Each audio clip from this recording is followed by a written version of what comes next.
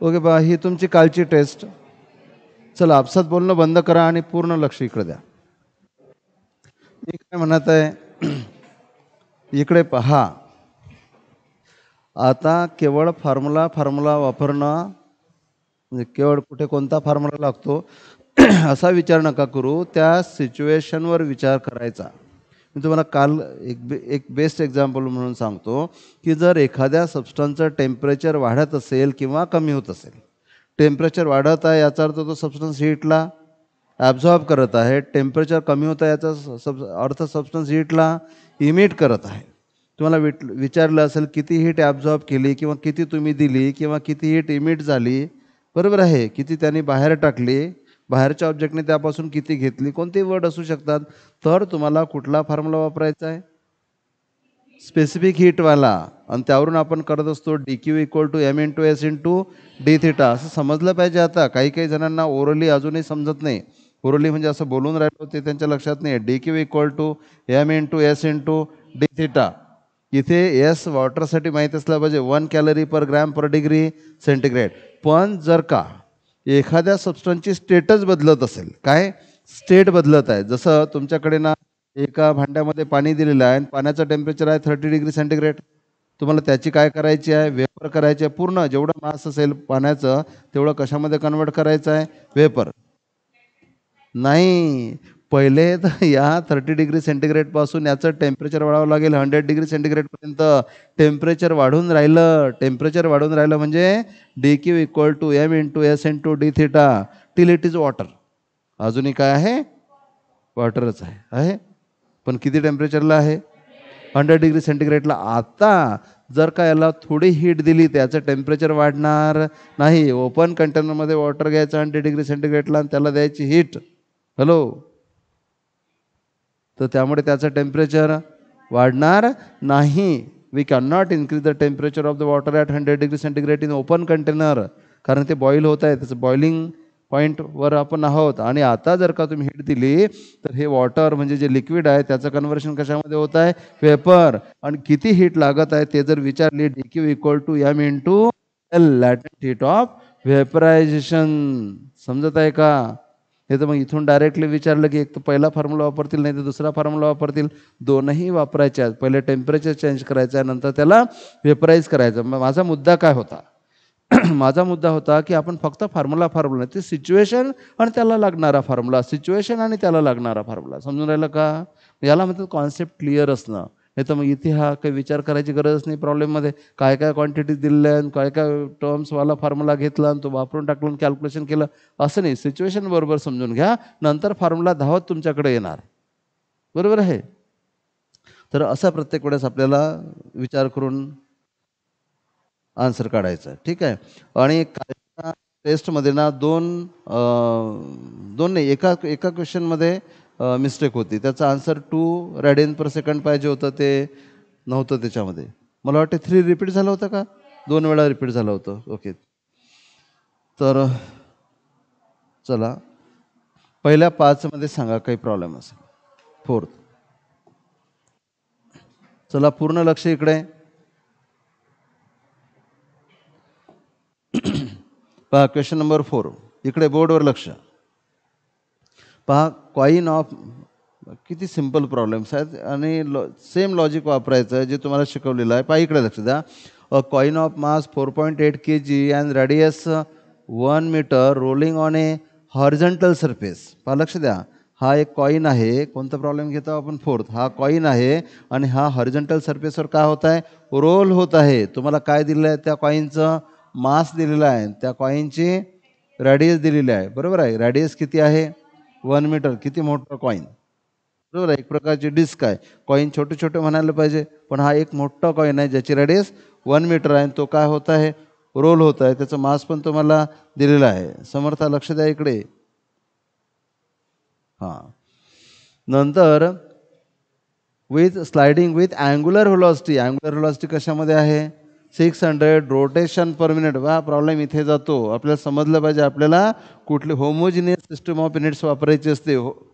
Homogeneous system of unit. समजते का?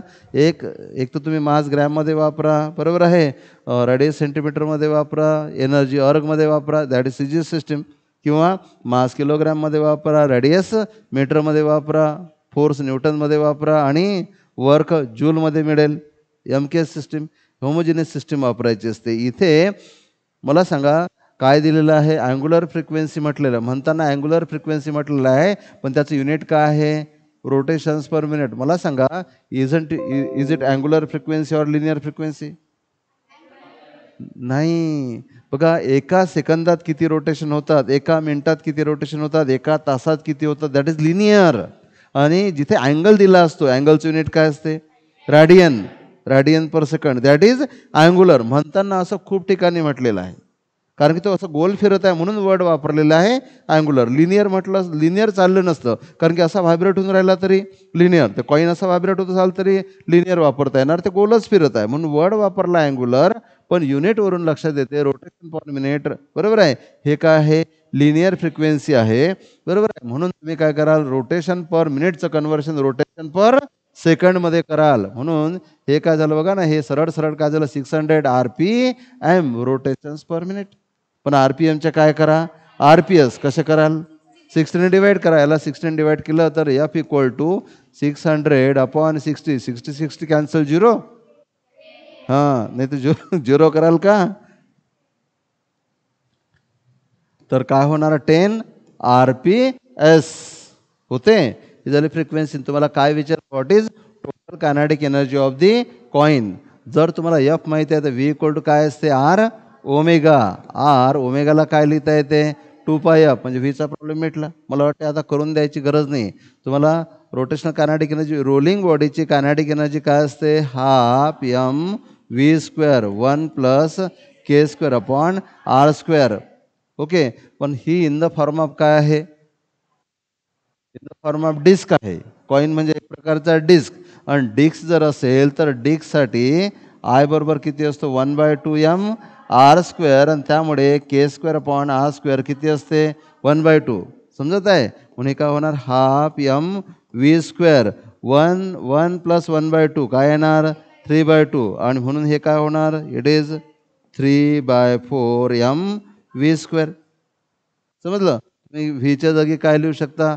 R omega R × 2πf लिहू शकता आणि त्याचा करायचा स्क्वेअर. कॅल्क्युलेशन करून तो कोणाकोणाला करता आलं होतं?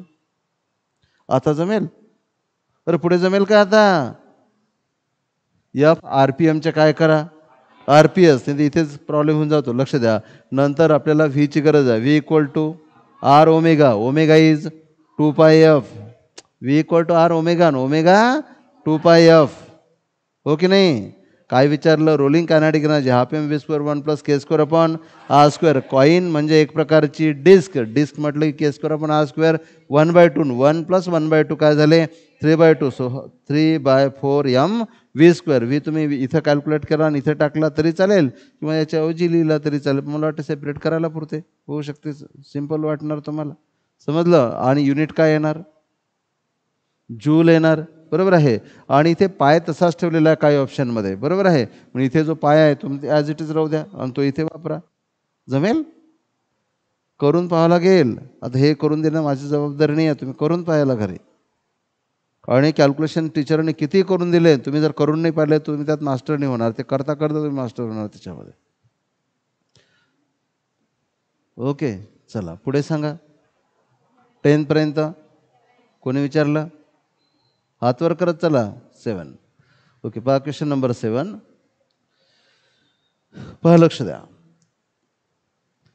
काय म्हटलेलं आहे. पहा, solid speed of mass 2 kg rolls on a smooth horizontal surface at 10 metre per second. कोणती मोशन आहे? Rolling motion. पहिलं तर कोणता ऑब्जेक्ट आहे? Solid sphere. बघा, असं सॉलिड स्पिअर म्हटल्याबरोबर त्याचा आठवला पाहिजे आय. आय किती असतो? 2/5 mr². आय जर 2/5 mr² आहे, त्याचा आठवला पाहिजे k²/r². किती असतो? 2/5. समजते? सॉलिड स्पिअर म्हटल्यानंतर लक्ष द्या इकडे बेटा.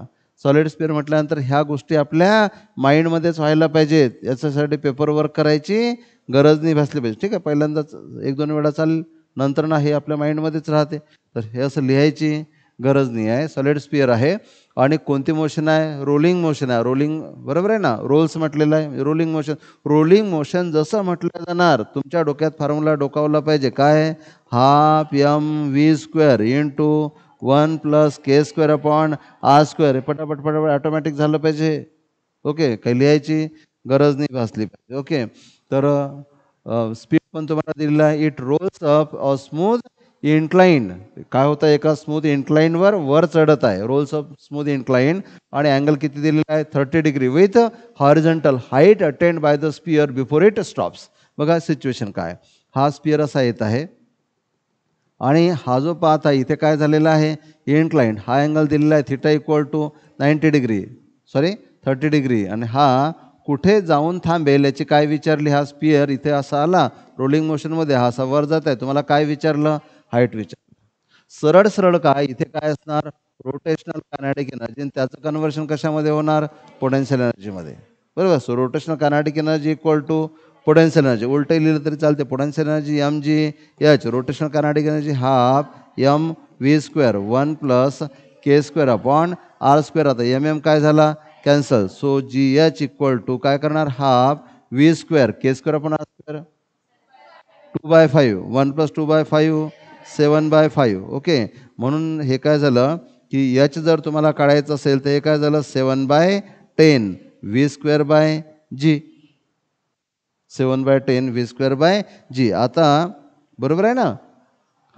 आता एच तुम्हाला काढायचं, लक्ष द्या. 7/10 व्ही किती आहे? 10. 10चा स्क्वेअर काय होणार? 100. आणि जी अप्रॉक्सिमेटली 10. 10 10 काय झाला? कॅन्सल. आणि हा राहिलेला बरोबर आहे ना. 7/10 v² 10.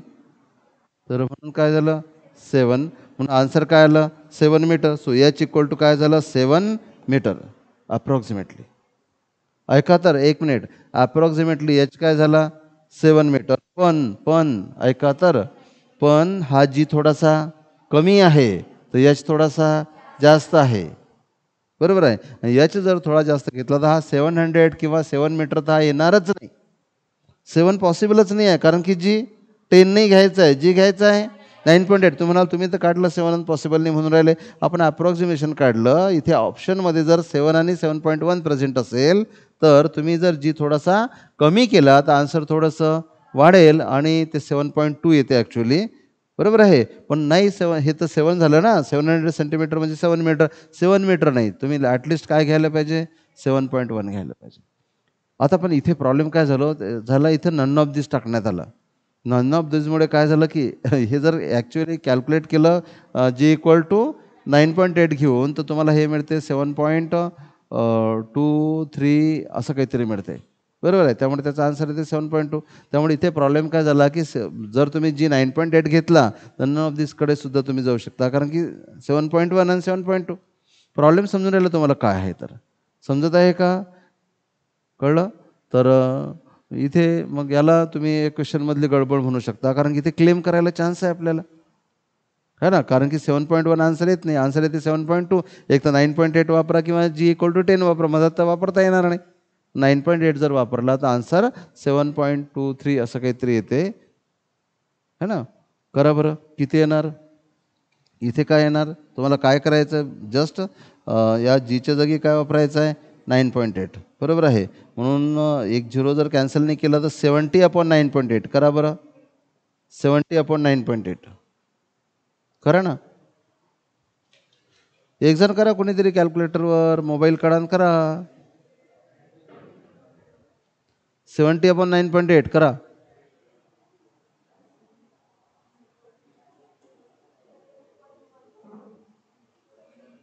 7.14. ओके, मग तर हे असं नाही येत. 7.14 येते. 7.14 येते म्हणजे मग 7.1च घ्यावं लागेल. आता ह्याच्याकडे नाही जाता येत मग, कारण की राऊंड ऑफ केला तर हा 4 निघून जाणार. 4 निघून गेलं तर आन्सर कोणतं होणार? 7.1. काय दिलं होतं आपल्या आन्सर कीमध्ये?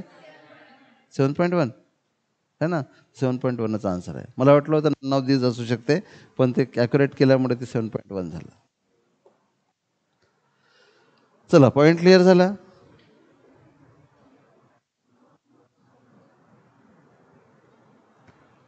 पहा कसे मुद्दे आहेत की पण जिथे चुकांमधून आपण दुरुस्त होतो ना तिथं फारच चांगलं असते. म्हणजे ती चूक ना म्हणजे ती सिच्युएशन एकदम एक्झामच्या वेळेस फेस करण्यापेक्षा ती जर आपल्याला अगोदरच फेस झाली ना आपण त्यामधून पुढे गेलो तर आणखी क्लिअर. म्हणजे 9.8 जर आलं असेल असं जर असेल तर तुम्हाला किती केअरफुली करावं लागणार. कारण की इकडे 7 ही आहे आणि 7.1 पण आहे. ओके चला 10 पर्यंत अजून काही प्रॉब्लेम. यस 10 8 कोणी विचारलं. ओके हा क्वेश्चन नंबर 8 लक्ष द्या इकडे. या सर्वांसाठी ना खूप लक्ष तुमचं चांगलं पाहिजे तर बरोबर सोडवता येतं ते प्रॉब्लेम. पहा a child is standing with folded hands at centre of A platform rotating about it's axis. तुम्ही याला इमॅजिन करा की एक असं गोल टेबल आहे त्यावर एक चाइल्ड उभा आहे त्याचे हँड्स कसे आहेत फोल्डेड आहे. नंतर डान्सरचं एक्झाम्पल घेतलं आपण हँड्स काय केल्या जातील रेज्ड. हँड्स रेज केले की mass goes away from the axis. So moment of inertia increases and according to law of conservation of angular momentum when I increases omega decreases. माहिती असेल तुम्हाला because L equal to omega. पण तुम्हाला इथे वेगळंच काही विचारलं तर पहा तर चाइल्ड फोल्डेड आर्म्स पोझिशनमध्ये उभा आहे on the axis. The kinetic energy of the system is K. Kinetic energy किती आहे के आहे. The child stretches his arm so that moment of energy of the system double. आहे काय झाला डबल झाला. I double तर ओमेगा काय होणार हाफ. ते करायची गरज नाही. इकडे बघा एल इक्वल टू काय असते आय ओमेगा. एल राहतो कॉन्स्टंट. आय जेवढ्या पटीने वाढेल ओमेगा तेवढ्या पटीने कमी होईल. मी पर्सेंट नाही म्हणत आहे इथं गडबड कराल. ओके आय जेवढ्या पटीने वाढेल ओमेगा तेवढ्या पटीने कमी होईल. आणि त्या चाइल्डनी हँड्स रेस केले त्यामुळे काय झालं आय डबल झाला. I double the kinetic energy of system विचारलं. लक्ष द्या आय डबल झाला. मला सांगा आय डॅश जर 2 टाइम्स आय झाला तर ओमेगा काय होणार omega dash equal to half होणार. तुम्हाला विचारलं कायनॅटिक एनर्जी. कायनॅटिक एनर्जी काय असते हाफ आय ओमेगा स्क्वेअर. बघा मी काय करतो फक्त फॅक्टर काढायचा. आय काय झाला डबल म्हणून लिहिला मी 2. ओमेगा काय झाला हाफ म्हणजे 1/2. 1/2चा काय करा स्क्वेअर म्हणजे काय झाला 2 × 1/4 म्हणजे किती झाला 1/2. याचा अर्थ कायनॅटिक एनर्जी पहिले जेवढी असेल त्याच्या हाफ. पहिले जेवढी असेल त्याच्या हाफ. पहिले के असेल तर k/2. पहिले 100 जूल असेल तर 50 जूल. पहिले असेल काहीतरी 20 जूल तर नंतर 10 जूल. बरोबर आहे. ते कॅल्क्युलेशन करायची गरज नाही आहे कायनॅटिक एनर्जीचे. फॅक्टर काढायचा बरोबर. हे पहिले समजायचं की when I becomes double omega becomes half. Kinetic energy half आहे ओमेगा स्क्वेअर. काही जण हा 1/2 ठेवतील तर मग गडबड होऊन जाणार. तो आपण फक्त कॉन्स्टंटवर विचार करून राहिलो. 1/2 तर सोडूनच द्या कारण तो कॉन्स्टंट आहे. आपण फक्त व्हॅरिएबलवर विचार करून राहिलो. आय काय झाला डबल म्हणून लिहिला 2. ओमेगा काय झाला हाफ 1/2 त्याचा केला स्क्वेअर 1/2 म्हणून हा काय झाला फॅक्टर. याचा अर्थ कायनॅटिक एनर्जी जेवढी पहिले होती त्याच्या हाफ होणार. मग पहिले कशाने दाखवलेली असो त्याच्या हाफ. तो आकड्यामध्ये असेल सिम्बॉलमध्ये असेल. So new kinetic energy becomes k/2. कोणाकोणाला करता आलं होतं चला गुड.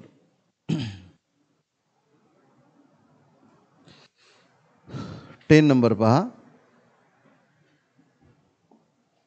क्वेश्चन नंबर 10 लक्ष द्या इकडे.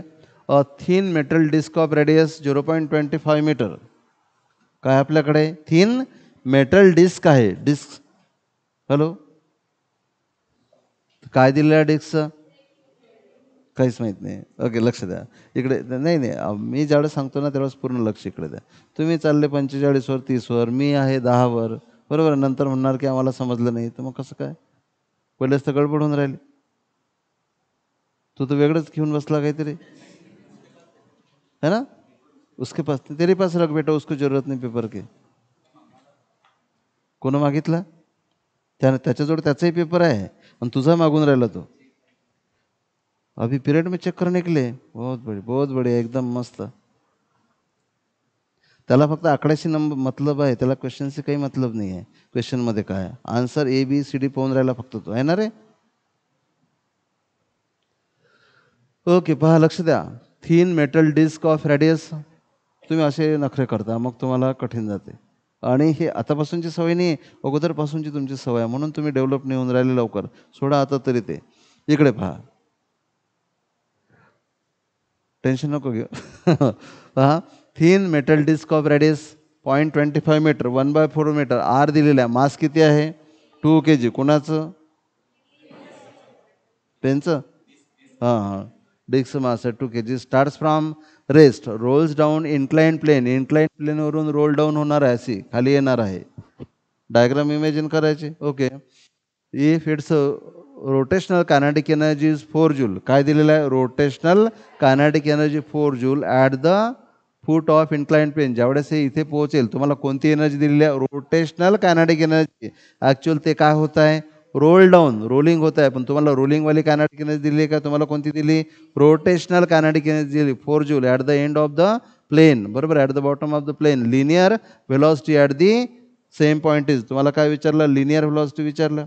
किती सोपं आहे. रोटेशनल कायनेटिक एनर्जी काय असते? Half M V square into K square upon R square. ही कोणती असते? नाही, K 1 + K square upon R square केलं तर ती काय असते? टोटल. मी ही कोणती आहे? रोटेशनल. आणि ट्रान्सलेशनल किती? इकडे पहा, half M V square translational झाली, त्याला के स्क्वेअर अपॉन आर स्क्वेअरने मल्टिप्लाय केलं की ही काय झाली? रोटेशनल. आणि ही एनर्जी तुम्हाला दिलेली आहे. किती आहे? 4. ऑब्जेक्ट लक्ष द्या येतं. तुम्हाला काय विचारलं? स्पीड किती सोपं आहे पहा बरं. 1/2. मास किती आहे? 2 kg. व्ही स्क्वेअर तुम्हाला काढायचा आहे. आणि डिस्क आहे. डिस्कसाठी सांग बरं, के स्क्वेअर अपॉन आर स्क्वेअर किती असतो? येस, हां, किती असतो? 1/2. कॉन्फिडन्स ठेवा जरा. मग K square upon R square 1/2. 1/2 cancel. हो म्हणून राहिले. अरे हा 1/2 कॅन्सल होईल का? नाही. ओके.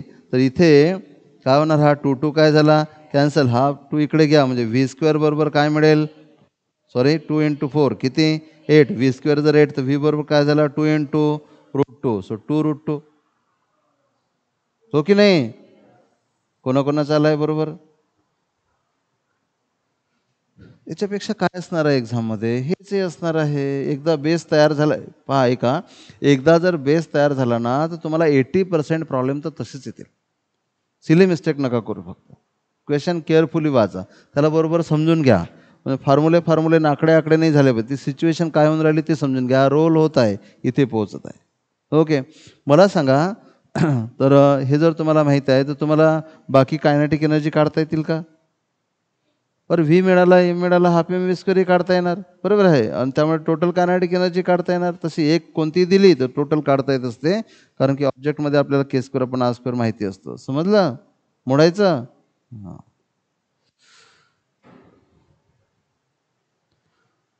हां सांगा पुढे. 15 पर्यंत. 13. ओके. पहा क्वेश्चन नंबर 13. अर्धा इकडे अर्धा तिकडे आहे. पहा वाचा काय म्हटलेलं आहे.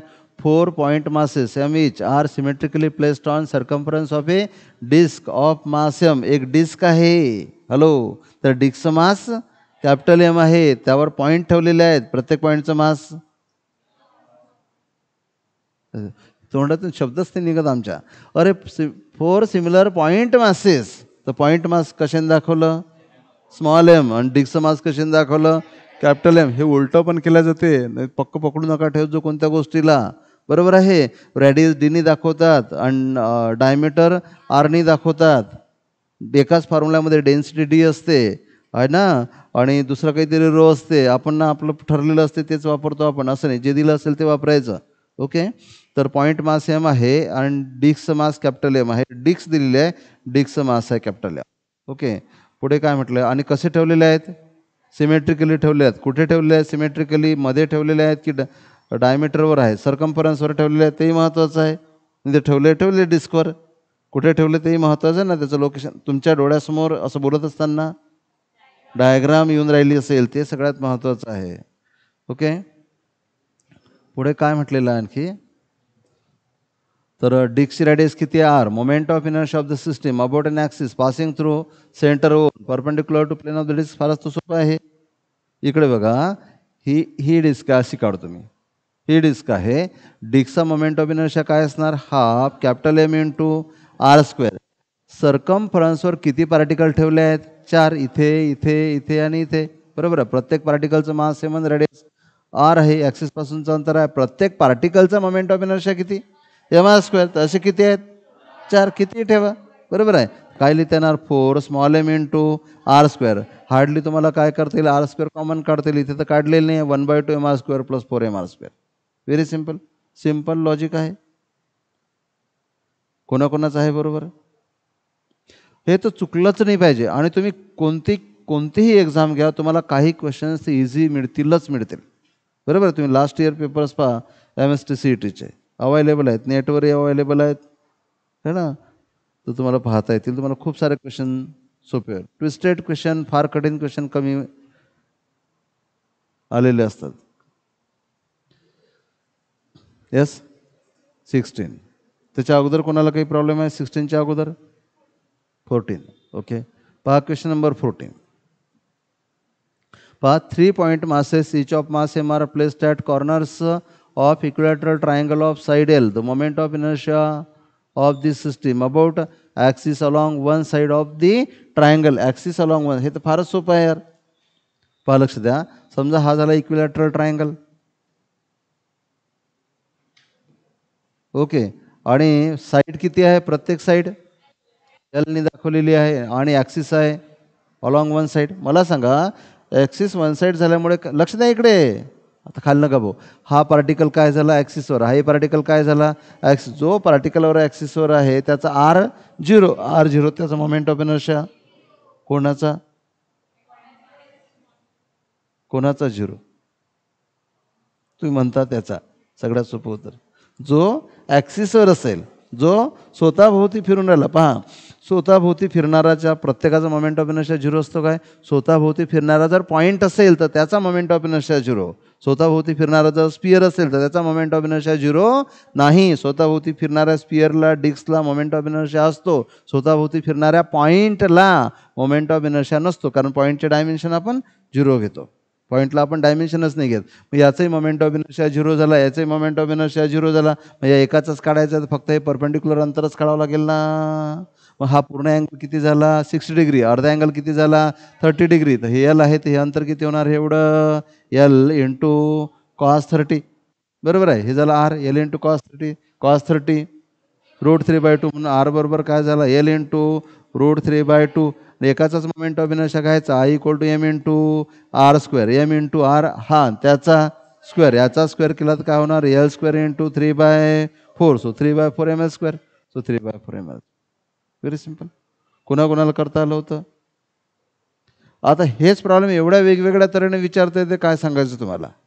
खूप म्हणजे 10 तऱ्हेने विचारता येत असणार कमीत कमी हे. आता इथे बघा काय झालं, अलॉंग द साईड आहे, तर असा एखादा ॲक्सिस पास केला. कशामधून पास केला, एका पॉईंटमधून पास केला, आणि दुसऱ्या साईडला पॅरलल आहे, इन द प्लेन आहे, बरोबर आहे. यावेळेस तुम्हाला काय करावं लागेल, हे अंतर काढावं लागेल, आणि ते तेवढंच येणार ना, हे तेवढंच आहे, बरोबर. हे असं करा, तेवढंच आहे, पण इथे किती पार्टिकलचा मोमेंट ऑफ इनर्शिया काढायचा आहे, 2 पार्टिकलचा, बरोबर आहे. इथे सेंट्रॉइड आणि परपेंडिक्युलर टू द प्लेन असंही ॲक्सिस घेता येतो, समजलं का. तर कसेही असू द्या, तुम्हाला त्या पार्टिकलचं ॲक्सिसपासूनचं काय मोजायचं आहे, डिस्टन्स, आणि मोमेंट ऑफ इनर्शिया m².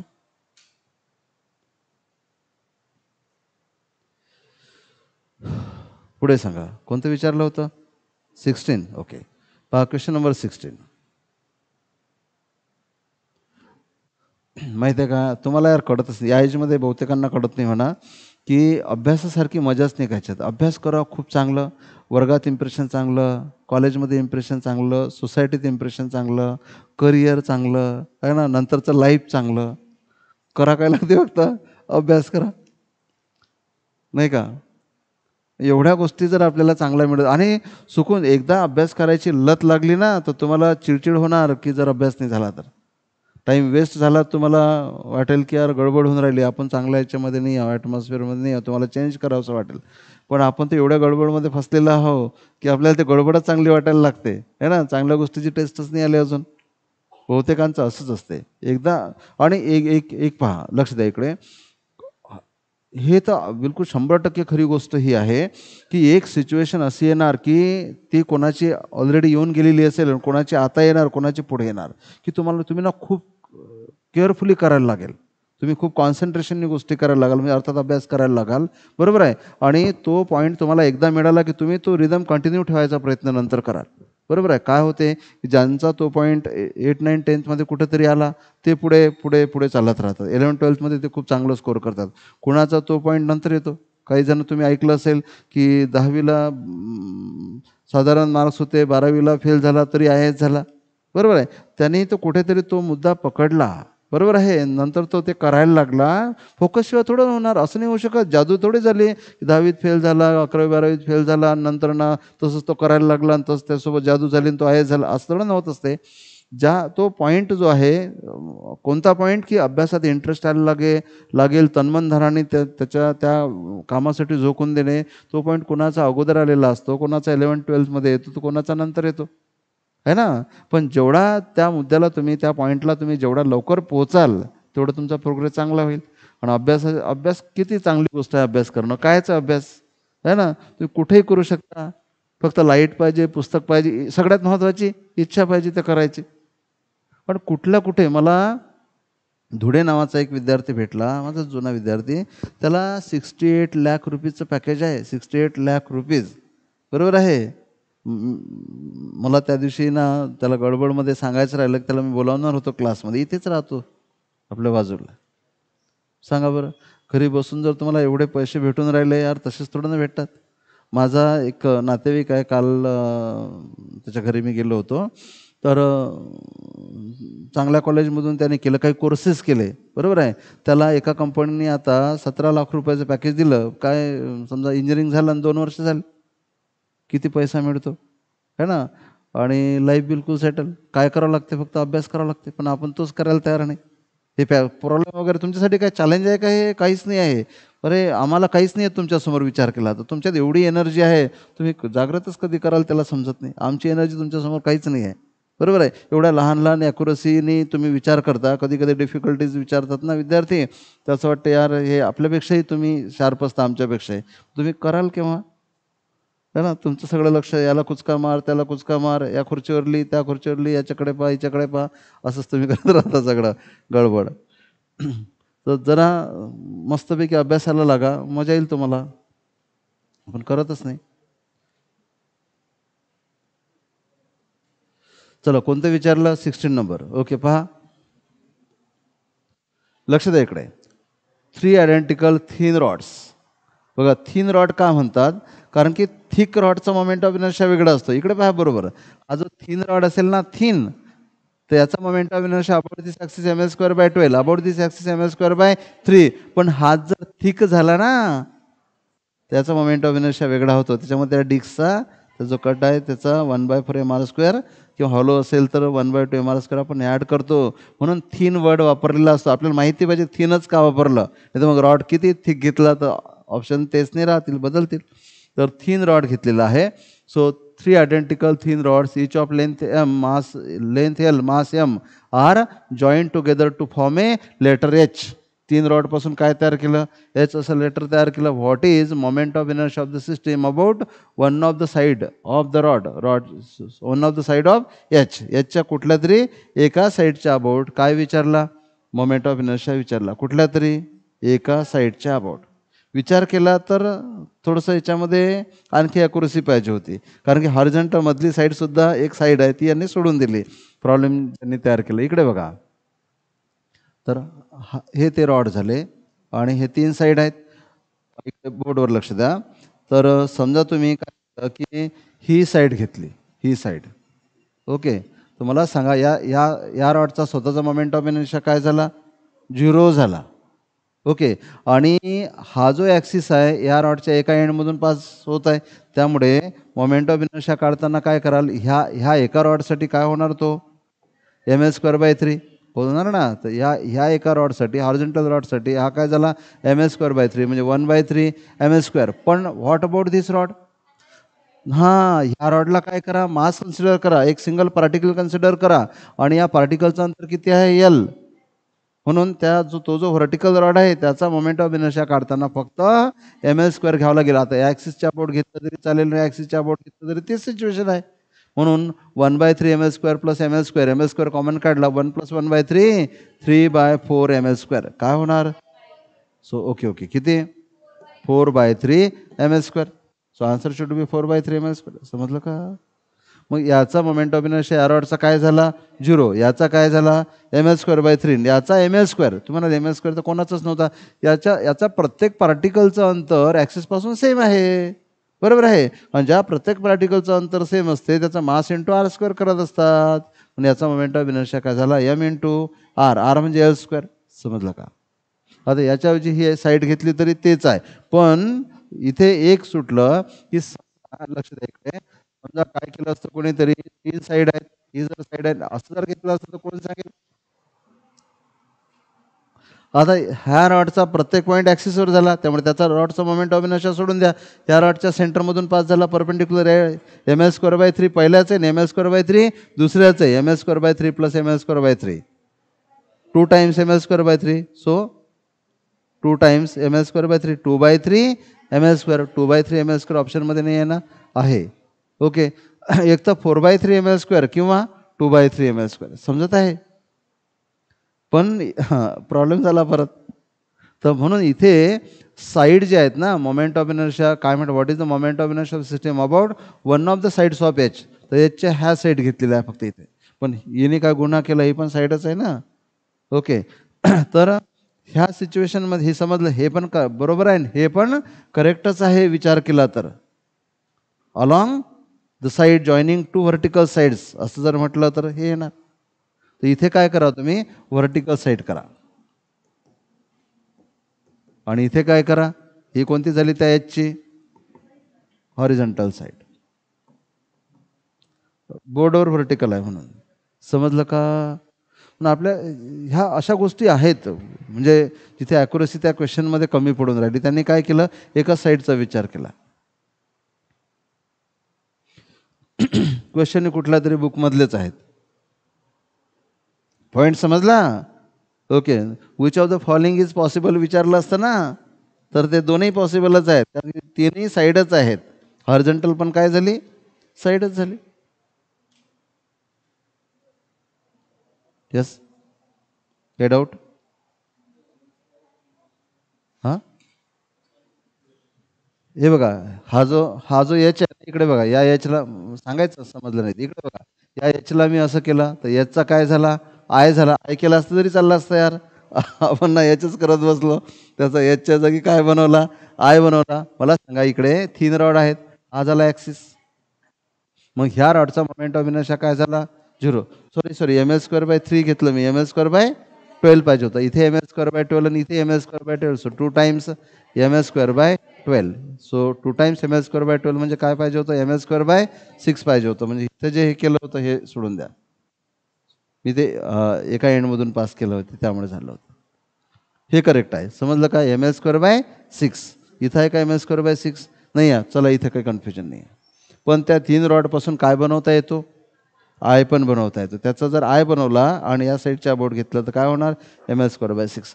ते थोडंसं हे झालं माझं. काय केलं होतं मी, इथे असं घेतलं होतं, याला असं घेतलं होतं आणि इथे ml²/3 घेतलं होतं मी. जिथे ml²/6 ml²/12 घ्यायला पाहिजे होतं. ml²/12 2 वेळा. असं काही झालं तर पटकन सांगत चला. ओके, पुढे सांगा. 20 पर्यंत काही प्रॉब्लेम? तर अगोदर घेतलेले आहेत आपण काही काही यातले. 20 पर्यंत काही प्रॉब्लेम आहे का? यस, नाही आहे? नाही आहे, कोणालाच प्रॉब्लेम नाही. कोणी पेपर पुन्हा घरी सोडवला? पुन्हा घरी सोडवायचा पेपर नाही. चला, 25 पर्यंत, 23 पर्यंत सांगा. 23. ओके, पहा क्वेश्चन नंबर 23. लक्ष द्या. हां, इकडे बोर्डवर लक्ष द्या. पहा question number 23. 4 identical spheres each of mass m. किती स्पियर आहेत? 4 identical spheres each of mass m, radius 10 centimetre, okay, 0.1 metre, are placed on horizontal surface touching one another. बरं, 4 स्पियर कसे ठेवले एकमेकांना, touch on horizontal surface, so that their centres are located at corners of a square of side 20 centimetre त्या 4 स्पिअरचा centre किंवा त्या 4 स्पिअरचा centre of मास कुठे locate आहे? Located at the corner of a square. Okay, एका स्क्वेअरच्या कॉर्नरला. So that their centres म्हणजे त्या 4 स्पिअरचे centre म्हटलेलं आहे कॉर्नरला आहेत. बरोबर आहे प्रत्येकाचे. What is the distance of their centre of mass from centre of any sphere? Very simple. इकडे पहा 4 स्पिअर असे ठेव. प्रत्येक स्पिअरची रॅडियस किती आहे? 10 सेंटीमीटर. हा पहिला स्पिअर ठेवला इथे, हा दुसरा स्पिअर ठेवला, हा तिसरा स्पिअर आणि हा चौथा स्पिअर. 4ही स्पिअर सारखे आहेत.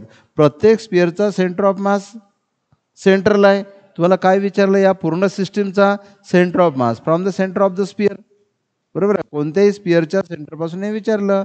या पूर्ण सिस्टीमचा सेंटर ऑफ मास इथे नाही काय येणार, सिमेट्रिकल सिस्टीम आहे. मग हे अंतर तुम्हाला विचारलं. प्रत्येक साईड किती आहे? 20 सेंटीमीटर. साईड जर 20 सेंटीमीटर असेल, लक्ष द्या, साईड जर 20 सेंटीमीटर असेल तर डायगोनल किती असतो? √2 टाइम्स. हा पूर्ण डायगोनल झाला ना. ही साईड जेवढी असते diagonal √2 times. So √2 times diagonal साईडच्या किती? 20. पण तुम्हाला काय पाहिजे? त्याच्या अर्ध अंतर. अर्ध अंतर काढताना याला 2 ने डिवाइड करा. सो √2 × 20/2. बरोबर आहे. म्हणजे काय काय येणार? हां 10 करू शकता तुम्ही. म्हणजे 10 × √2. सो 10 × √2. सो 10 × √2 जर ना हां आहेच सेंटीमीटर किंवा मीटर. Very simple. समजलं का? कोणाकोणाला करता आलं? यात तर काहीच नव्हतं. हे ना आता रोटेशनल मोशनमधला प्रॉब्लेम आहे, ज्यांना कॉमन सेन्सवाला प्रॉब्लेम आहे. इथे एकच महत्त्वाचं आहे. लक्ष द्या इकडे, लक्ष इकडे द्या. सिमेट्रिकल सिस्टीमचा सेंटर ऑफ मास, सिमेट्रिकल सिस्टीमचा सेंटर ऑफ मास त्यांच्या जॉमेट्रिक सेंटरला असतो. एक काम केलं असतं तर कोण सांगेल आता पाहू बरं. समजा काय केलं की हा स्क्वेअर आहे, किती आहे? 20 सेंटीमीटर. वरचे जे स्पिअर आहेत त्यांची रॅडियस अर्धी आहे आणि हे जे त्यांची रॅडियस डबल आहे. आता याची रॅडियस जेवढी आहे याची रॅडियस त्याच्या अर्धी आहे. मला सांगा, हॅलो इकडे लक्ष माझ्याकडे. याचा मास आहे मोठ्या स्पिअरचा, याची रॅडियस अर्धी आहे, त्याचा मास किती असेल in terms of capital M? पटकन. ह्याची जेवढी रॅडियस आहे R1 = R, त्याची रॅडियस R2 = R/2. अर्धी रॅडियस आहे. किंवा याची R आहे तर याची टॉईस R आहे. याची R घेतली तर याची टॉईस R घ्या आणि याची R घेतली तर याची R/2 घ्या. याचा मास M असेल तर याचा मास किती? पटकन. m/8. Because mass directly proportional to volume, volume proportional to R³. R किती आहे? हाफ. आणि हाफचा क्यूब 1/8. म्हणून हे स्मॉल मास किती होणार? Capital M/8. मग अशा वेळेस सेंटर ऑफ मास कसं काढाल? पहा लक्ष द्या. या दोघांचा सेंटर ऑफ मास इथे असणार. या दोघांचा मास सोडून द्या आणि इथे घ्या टॉईस M, एक मास. आणि या दोघांचं सेंटर ऑफ मास इथे असणार. हे काय झालं? Twice capital M. आणि मग या दोघांचा तर सेंटर ऑफ मास काढता येईल तुम्हाला. कोणता फॉर्म्युला वापरणार? M1R1 = M2R2. समजते? ह्या दोघांचा एकच मास बनवला, जो झाला टॉईस स्मॉल M. या दोघांचा एक मास बनवलं, ते झालं twice capital M. Small M ला परत M/8 लिहिता येते. M1R1 = M2R2. R2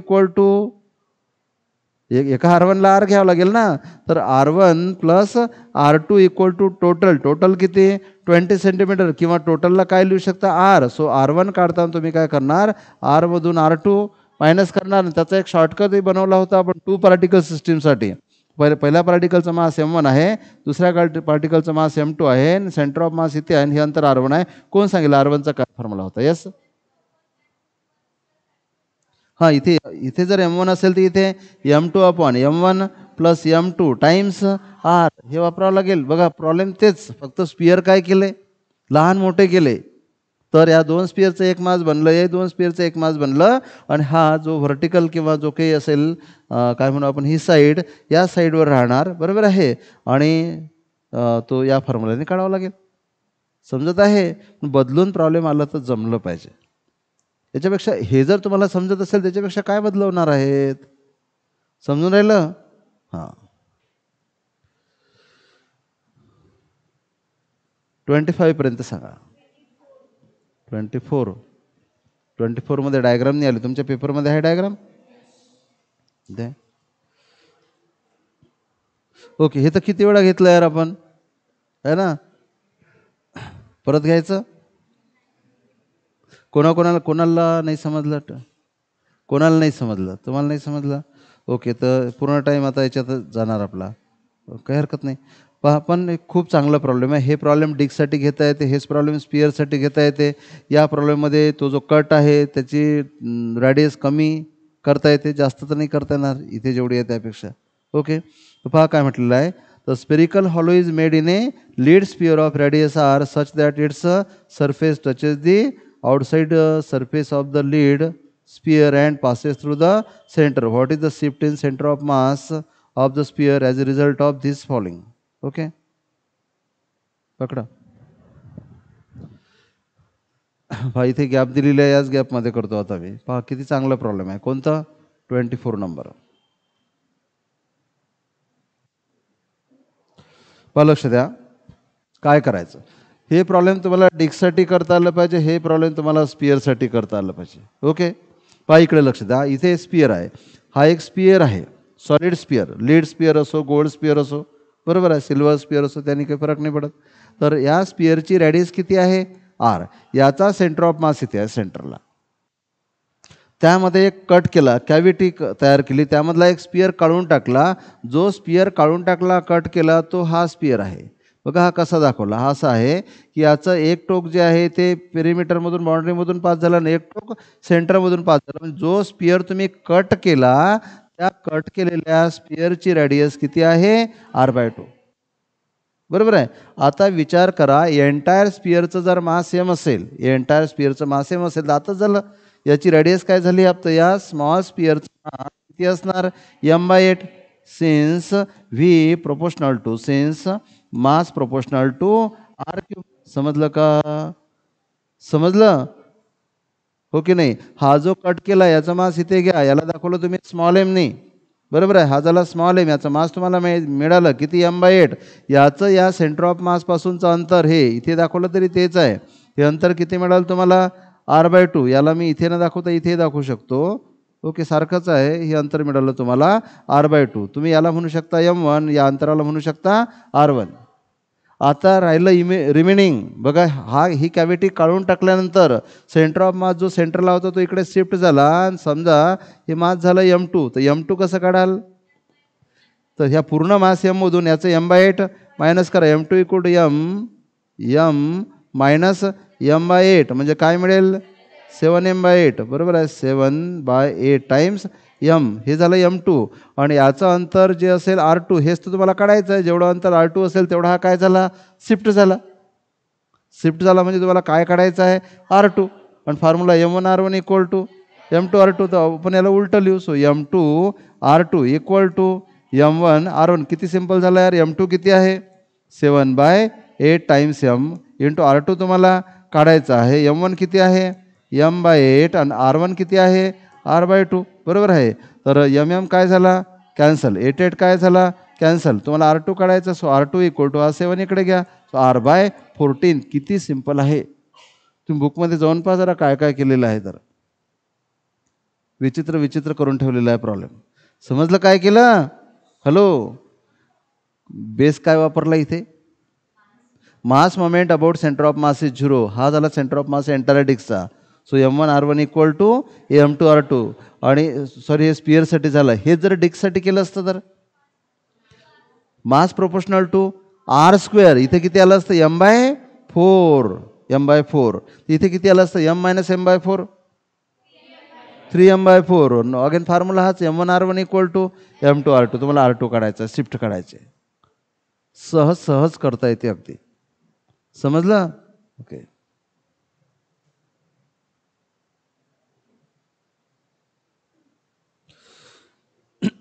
25 पर्यंत काही प्रॉब्लेम? 25. ओके. पहा क्वेश्चन नंबर 25. पहा, चॅप्टर होत राहतील आपले, तरीसुद्धा त्या चॅप्टरवरचे पेपर ज्यावेळेस होतात आपला टाईम त्याच्यावर जातच राहतो. बरोबर आहे. म्हणजे एका चॅप्टरला आपण जेवढा टाईम दिला ना अगोदर, तो तेवढा टाईम कधीच नसतो. पहिले तर थिअरीला आजकाल तर लोकांना कळतच नाही. म्हणजे त्यांना असं वाटते की थिअरी म्हणजेच काय? थिअरीला जर 2 पिरियड जात असतील तर आपले त्याच्या ट्रिपल पिरियड प्रॉब्लेम्सवर खर्च होऊन राहिले मल्टिपल चॉईस क्वेश्चनवर. पहा काय म्हटलेलं आहे 25.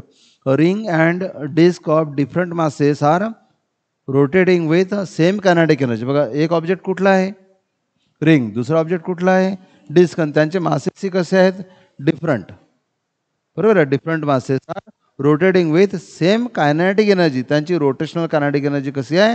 सेम आहे. म्हणजे रोटेशनल कायनेटिक एनर्जीचा रेशो 1 आहे किंवा रोटेशनल कायनेटिक एनर्जी सेम आहे, 1 and the same thing. If we apply retarding torque on the ring to stop, बरोबर आहे, आफ्टर मेकिंग एन रिव्हॉल्युशन, तर रिंगला काय करायचं आहे? स्टॉप करायचं आहे. त्याला टॉर्क लावला. टॉर्क म्हणजे एखादा ऑब्जेक्ट फिरत असेल, त्याला थांबवायचं असेल तर टच कराल. टच केल्यामुळे स्पीड काय होत जाणार? कमी. सेविंग मशीन पाहिली असेल तुम्ही, ते व्हील फिरत राहते. थांबवायचं असेल त्या व्हीलला टच करतात. टच करणे म्हणजे तुम्ही अपोजिंग टॉर्क अप्लाय केला. तो त्याच्या मोशनला अपोज करेल. टॉर्क अप्लाय केला आणि रिंग किती रिव्हॉल्युशन नंतर थांबली? एन रिव्हॉल्युशन नंतर रिंग थांबली. Then how many revolutions will the disc stops under the same retarding torque. आणि डिस्कलाही तुम्ही तेवढाच टॉर्क लावला तर किती राऊंड नंतर डिस्क थांबेल ते विचारलं. समजलं का तुम्हाला? काय लॉजिक वापराल? फॉर्म्युल्यामध्ये नका जाऊ, लॉजिकमध्ये जा. पहिल्यांदा याला तुम्हाला काय करायचं आहे? थांबवायचं आहे. मग याची जेवढी कायनेटिक एनर्जी असेल थांबवण्यासाठी तुम्ही काय अप्लाय केला? टॉर्क. पण तो टॉर्क कशाचं काम करेल? थांबवणे म्हणजे काय? वर्क करेल. आणि किती वर्क करेल? एखादी बॉडी जर मोशनमध्ये असेल तर त्याची जेवढी कायनेटिक एनर्जी आहे त्याला थांबवण्यासाठी तेवढंच वर्क करावं लागते. कळते का? म्हणजे बेसिक लॉजिक काय इथे की एखाद्या बॉडीला थांबवायचं असेल तर किती वर्क करावं लागेल? जेवढी त्या बॉडीची कायनेटिक एनर्जी. कायनेटिक थांबवणे म्हणजे झिरो करणे ना. जेवढी कायनेटिक एनर्जी आहे तेवढंच काय करावं लागेल? वर्क करावं लागेल. बरोबर आहे. आणि मग कोण सांगेल की म्हणजे work equal to kinetic energy equal to तर टॉर्कने केलेलं वर्क काय असेल? वर्क आणि कायनेटिक एनर्जी सेम आहेत. वर्कचा फॉर्म्युला टी इंटू थिटा. वर्कचा फॉर्म्युला काय होता? टी इंटू थिटा होता की नाही? मग टॉर्क तर सेम आहे ना. थिटा म्हणजे किती किती राऊंड झाले? 1 राऊंड झाला असेल थिटा किती? 1 राऊंड झाला असेल तर थिटा किती? 2 पाय. 2 राऊंड झाले असतील तर 3 पाय 4 पाय 2 पाय एन. थिटा किती असतो? 2 पाय. सो वर्क इक्वल टू काय असणार? T into 2 pi N. मला सांगा वर्क कसं आहे? सेम. टी कसं आहे? सेम. 2 पाय आहे कॉन्स्टंट, तर एनही कसा राहणार? सेम. समजलं का? म्हणून हा फॉर्म्युला पाहिजे की कायनेटिक एनर्जी म्हणजेच work done. Work done equal to काय असते? T into 2 pi N. Torque same आहे, एन सुद्धा सेम. टॉर्क जर अर्धा केला असता तर एन डबल झाला असता. वर्क सेम आहे ना. टॉर्क जेवढ्या पटीने कमी कराल एन तेवढ्या पटीने वाढेल, आणि टॉर्क जेवढा वाढवाल एन तेवढा कमी होईल. कदाचित असंही विचारतील, पहिल्यावर टॉर्क टी दिला आणि दुसऱ्यावर टॉर्क T/2 दिला.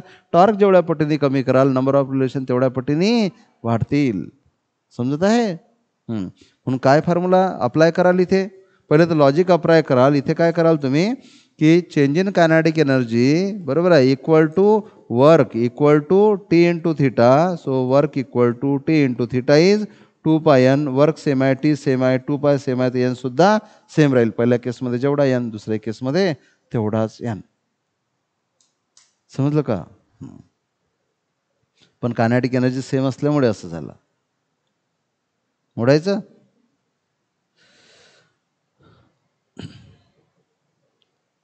सांगा अजून काय? फिजिक्समध्ये पहिले लॉजिक येते, नंतर फॉर्म्युला येतो. पहिले सिच्युएशन येते, त्याला आपण ॲनालाइज करतो, नंतर फॉर्म्युला वापरतो. पण अभ्यास करत असताना काय होते माहिती आहे का? पहिलं फॉर्म्युला असतो, मग किती वेगळं काम आहे. म्हणजे तुम्ही ज्यावेळेस अभ्यास करता तुम्ही सोल्युशन पाहता. सोल्युशनमध्ये पहिले काय दिसते तुम्हाला? फॉर्म्युलाच असते. हे तर काही सांगितलं, जे बोललेलं ते लिहिलेलं नसते. म्हणजे हे प्रोसेस उलटी आहे की सोल्युशन घेताना तुम्ही फॉर्म्युला पाहता. फॉर्म्युला पाहिल्यानंतर तो का वापरला ते तुम्हाला विचार करावा लागेल. ते समजलं तर मग पुढे तुम्हाला समजेल. बरोबर आहे. इथे वर्गात सांगताना आपण सरळ मार्गाने जातो. क्वेश्चन, त्याच्यावरचं थिंकिंग, नंतर फॉर्म्युला. पण तुम्ही ज्यावेळेस सेल्फ स्टडी करता त्यावेळेस उलटं होते की तुम्ही क्वेश्चन वाचला आणि समजा तुम्हाला समजलं नाही तर तुम्ही फॉर्म्युला पाहिला. फॉर्म्युला पाहिल्यानंतर तुम्हाला तोच का फॉर्म्युला वापरला याच्यावर विचार करावा लागेल. चला समजलं इथपर्यंत. 30पर्यंत सांगा. 30 ओके. पहा क्वेश्चन नंबर 30. इथेच मिस्टेक झाली होती. इथे एकदम सिंपल आहे. पहा लक्ष द्या. Maximum velocity and maximum acceleration of a body are. V max किती आहे? 2 मीटर पर सेकंड. आणि व्ही मॅक्स ए मॅक्स किती आहे? हां, तर व्ही मॅक्स काय असतो? ए ओमेगा किती आहे? 2. ए मॅक्स काय असतो? ए ओमेगा स्क्वेअर. आणि किती आहे? 4. यांचा जर रेशो घेतला तर ओमेगा बरोबर मिळेल 2. सो ओमेगा काय झाला? 2 रेडियन पर सेकंड. ते करा, ते थर्ड ऑप्शन आहे, याला करेक्ट करून घ्या. इथं 2 करून घ्या. चेक करताना आपण त्याचे मार्क्स सर्वांना देऊन टाकू. आणि आता जर तुम्हाला ओमेगा, लक्ष द्या, तुम्हाला जर ओमेगा मिळाला तर ओमेगा जर तुम्ही इथे लिहिला तुम्हाला ए पण मिळतो. ए आणि ओमेगा विचारलं तुम्हाला टोटल कायनेटिक एनर्जी काढता समजत आहे का तुम्हाला? तुम्हाला याच प्रॉब्लेममध्ये विचारलं असतं, सांगा टोटल कायनेटिक एनर्जी किती. तर पहिले तुम्ही काय काढला असता? ओमेगा. हा ओमेगा इकडे बघा, ओमेगा जर इथे 2 ठेवला तर इथे काय होणार? A omega equal to 2. तर ओमेगा किती आहे? 2. So A into 2 equal to 2. तर ए बरोबर किती झाला? 1. ए आणि ओमेगा माहीत असते तुम्हाला, काय करतात? टोटल एनर्जी काय असते? हाफ, पण मास माहीत पाहिजे त्यासाठी. हाफ एम ओमेगा स्क्वेअर ए स्क्वेअर. मास जर माहीत असतो तुम्हाला टोटल एनर्जी काढता आली असते. चला 35 पर्यंत सांगा. काही प्रॉब्लेम असेल आहे का? म्हणून अभ्यास तुम्ही इकडे इकडे पहा. तुमच्या जेवढ्या रिव्हिजन्स होतील, जेवढ्या तुम्ही अभ्यास इकडे पहा माझ्याकडे, जेवढ्यांदा तुम्ही वाचाल, रिव्हिजन जेवढ्या होतील मल्टिपल चॉईस क्वेश्चनच्या, तुम्हाला ते क्वेश्चनना सारखे सारखे वाटायला लागतील, फॅमिलियर वाटायला लागतील, त्यावेळेस कुठे तुम्ही कम्फर्टेबली स्कोअर करू शकाल. समजलं का? म्हणून खूप वेळा म्हणून टेस्टची फ्रिक्वेन्सी चांगली पाहिजे.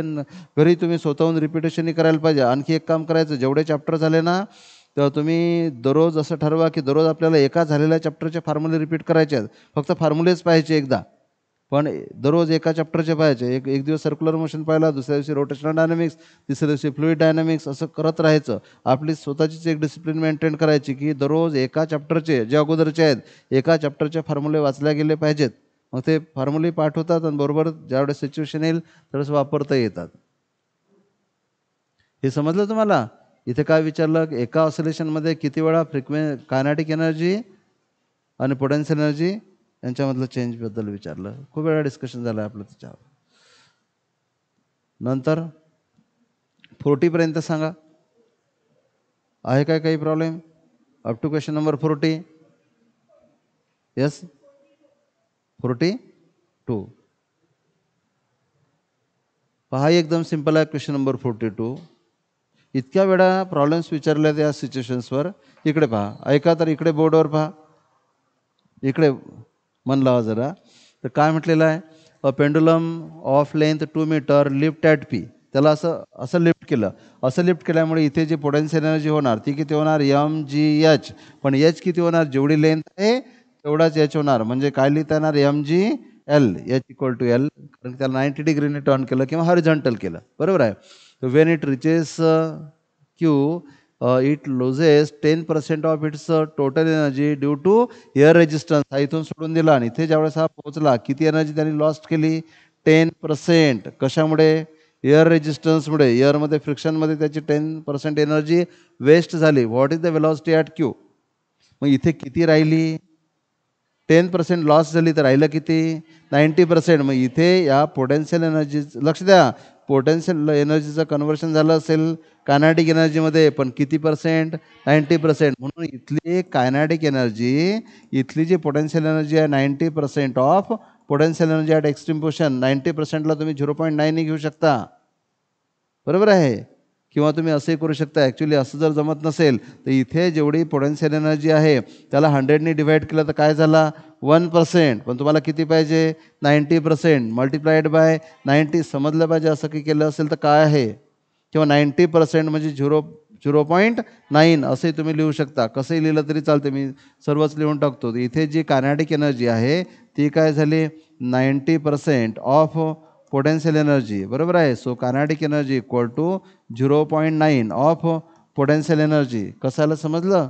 ओके. बेटर हे नाही आहे, बेटर ते आहे. कसं? की जेवढी पोटेन्शियल एनर्जी होती 100ने डिवाईड केलं तर 1% मिळाला, बरोबर आहे. 1% मिळाला की किती पर्सेंट करा, ओके. आणि तेच ते केलं. मग यालाच काय केलं आपण की potential energy divided by 100 multiplied by 90 हे अगोदर पाहिजे होतं, त्यावरून ह्याला अशा तऱ्हेचं, ओके. सो कायनेटिक एनर्जीला व्हेलॉसिटी विचारले. कायनेटिक एनर्जीला काय लिहाल, half mv² equal to 0.9. Potential एनर्जीला काय लिहिणार, mgh. एम होणार cancel. So v² equal to 2 times हा 0.9 इंटू हा जी अप्रॉक्सिमेटली दिला आहे का, नाही. तुम्ही 10 घेऊ शकता किंवा 9.8 घेऊ शकता. मला वाटतं 9.8 घ्यायला परवडते. सो 9.8 आणि एच किती आहे 2 मीटर. पहा, लक्ष द्या किती चांगला प्रॉब्लेम आहे. तर 2 असं आहे. एक काम करायचं, इथे काय करायचं, याचा काय करायचा 9, याचा काय करायचा 98 आणि टर्न्स पॉवर -2 डेव्हलप होईल, ओके. म्हणून बघा मी हा v² इकडे करतो. v² बरोबर 2 इंटू 2 काय झाला 4, याला काय लिहिलं 9, याला काय लिहिलं 98 इंटू टर्न्स पॉवर -2. आता बघा यालाच काय लिहिता येतं, v² equal to 4 into 9 into 98 काय लिहिता येणार 2 into 49 into tens power -2. Root कसं काढता येणार बघा, व्ही काढताना रूट 4चं रूट काय झालं 2, बरोबर आहे. आणि 9चं रूट काय झालं 3, 49चं रूट काय झालं 7 आणि हे किती झाले √2 into tens power -4, sorry -2, okay. तर हे किती होतील मग आता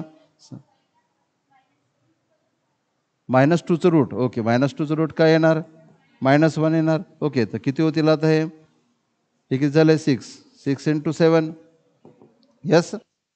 फक्त रूट जसं तसं आहे का नाही. तर किती झाले हे 40 17 21 42, ओके. इंटू √2 किती होणार 1.414 इंटू टर्न्स पॉवर -1 म्हणजे 4.2 मल्टिप्लाइड बाय 1.414, ओके. तर जवळपास किती येणार, याच्या जवळपास केलं तर 6च्या जवळपास आन्सर येईल. बाकी किती येऊ शकत.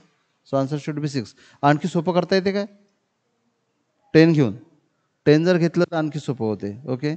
तर मग 10 घ्या, याने 9.8ने असं आलं. 10 जर घेतलं तर काय होणार, इथे काय कराल v² किती आला, v² किती आला टॉईस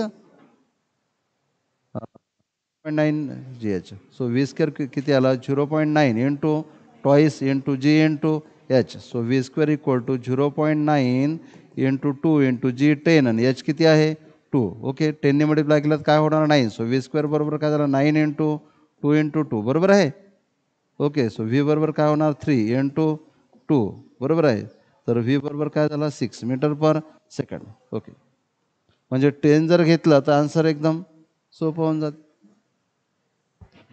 म्हणजे ॲक्च्युअल आन्सर मला सांगा 6पेक्षा कमी असेल की 6पेक्षा जास्त, कमी असेल. कारण की आपण जी 10 घेतला तो 9.8 थोडासा कमी, तर 5 समथिंग असतं ना 5.9 वगैरे येतं, ते याच्यापेक्षाही करेक्ट राहिलं असतं. सिम्पल असतं आहे सर्व. चला 45पर्यंत कोणाला काही प्रॉब्लेम आहे का. त्याच्यानंतरही काही क्वेश्चन्स आहेत, ते तुम्हाला जे PDF पाठवलं त्याच्यामध्ये आहे, तुम्ही सोडवून पहा. और उद्या जो कॅलरीमेट्री पार्ट राहिला तेवढा आपण घेऊ आणि पुढच्या पार्टला सुरुवात करू थर्मल प्रॉपर्टीजमधल्या, ओके. रेकॉर्डिंग बंद करा. मला वाटतं या रेकॉर्डिंगची काही गरज नाही पाठवण्याची.